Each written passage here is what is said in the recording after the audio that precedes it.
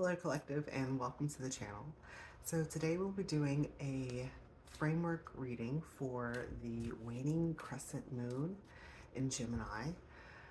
As we learned in our last reading, the moon was just in its last quarter in the sign of Taurus, which was giving us it's like the recognition of what truly makes us happy, despite it being something that is unconventional. And in that process, we were letting go and also showing gratitude towards the sense of traditional happiness, and also understanding that it was the presence of that traditional sense that allowed us to come to the conclusion that what truly makes us happy, be it unconventional,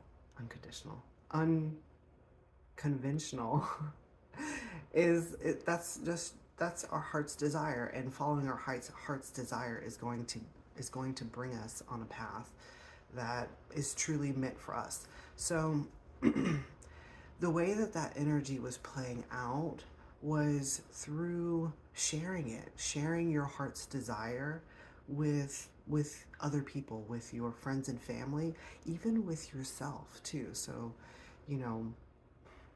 because it's like we also have to accept what we truly want and desire, and that last quarter in Taurus was helping us move through that transit. And now, as we're shifting into the waning crescent in Gemini, the energy is one of reflection. It's one of, like, the waning crescent typically talks to us about learning from where the challenges that were presented before us, and taking that information and, taking that knowledge and turning it into wisdom. So let's see how the waning crescent in Gemini is going to affect us, where it's going to show itself in our life. And with it being in Gemini, it definitely is speaking of, learning, of course, and also communication, a lot of communication in this. Whereas in that last quarter of Taurus, we were showing our heart's desire through our actions, through the work that we were doing, being in Taurus. And now as it transitions into Gemini, I want to say that it's like we're now going to be speaking more clearly about what we're desiring. So let's see. At the bottom of the deck for the underlining energy, we have, all right, for the underlining energy of the waning crescent in Gemini, we have justice. And this is a supportive, I love this. This is the supportive element of learning. We've got this owl down here, which talks about discernment, and also, I don't even know how else to explain this, but it's learning. It's like going to school, essentially. So the universe presenting itself as justice is supporting this process, this learning process. And a part of that process is discernment, is learning how to discern. And especially with the theme that's been going along in this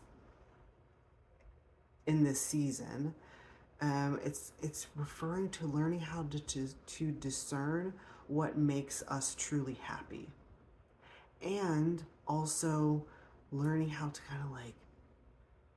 to stand in that, to stand in our desires.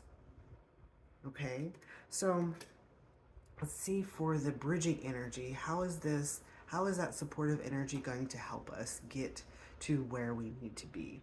And on the split, we have, oh yeah, the architect. I love this. Okay, architect. So you can clearly see how these two cards are very similar.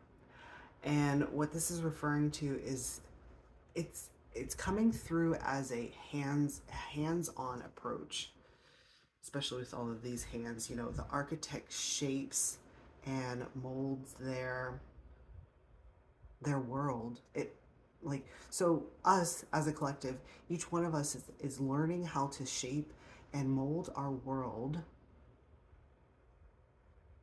like in conjunction with what we deem to be our truest desires. It's like we're building a new world for ourselves based off of this energy. And the beautiful part about this is that it's all supported. Everything is supported by the universal law, the divine orchestration.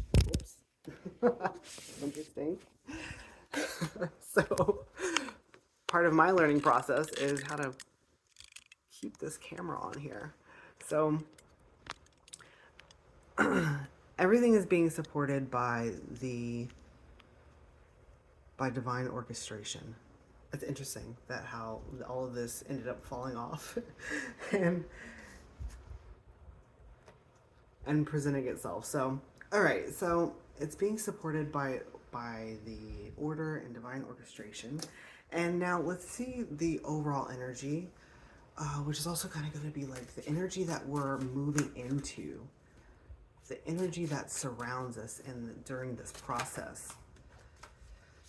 Let's see. I'm loving this. Loving this. So the overall energy for this waning crescent in Gemini is temperance.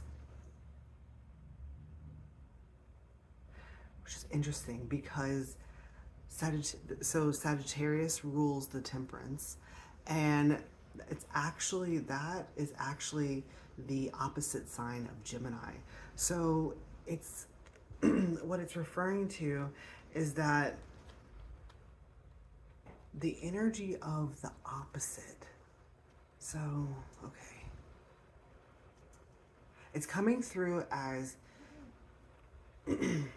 when you're like walking through your creation, the world that you presently exist in, seeing the opposite is helping to shape and mold what you want to see in your future, where you want to go. And of course, all of this is, oh my God, I'm loving how all of this is, it's like an orchestration. I hope that you are seeing the cards as I am as well. It's like all of these energies are very, it's like a higher order orchestration.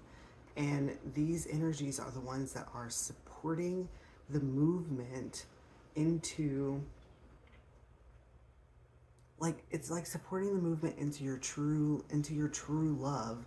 So by seeing in the matrix, you know, the architect also talks about the world as a matrix.